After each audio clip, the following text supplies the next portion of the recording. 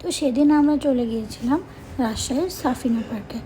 তো এই তো আমরা রওনা করে দিলাম। আমাদের বাসা থেকে পার্কটার দূরত্ব প্রায় 18 কিলোমিটার মতন ছিল। তো যেহেতু আমাদের প্রায় 20-30 মিনিটের মতন টাইম লেগেছিলো। তো এই তো আমরা পার্কে চলে এলাম। তো ফার্স্টে আমরা দেখতে পেলাম এখানে একটা টকিং ট্রি বা কথা বলার গাছ ছিল, যে কিন্তু সেটা কিন্তু একদম লাইভে কথা বলছিল এবং এখানে কিন্তু একটা ডাইনোসরও ছিল, টকিং ডাইনোসর। তো এই তো সাউন্ডটা আপনাদের সাথে শেয়ার করে দিলাম। তো তারপর আমরা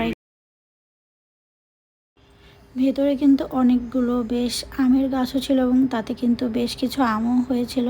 তো আমার মেয়ে এই আমগুলো ধরার চেষ্টা করছিল, ফার্স্ট টাইম দেখলো হয়তো বা এই জন্য।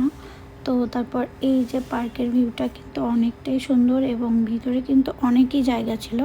আর এই যে দেখো তার বাবার সাথে কিভাবে সে খেলা করছে, আর ঘুরতে যেয়ে সে কিন্তু মহা খুশি। আমি, আমার মা এবং আমার হাজব্যান্ড এবং আমার মেয়ে, আমরা 4 জন গিয়েছিলাম। তো পার্কের ভিতরে কিন্তু অনেকটাই ঘোরার জায়গা ছিল, এখানে কিন্তু বোট রাইডও ছিল। বাট আমরা একটু লেট করে আসার কারণে আমরা কিন্তু সব কিছুই মিস করেছিলাম। সো এই ছিল আমার ব্লগ। Thanks for watching.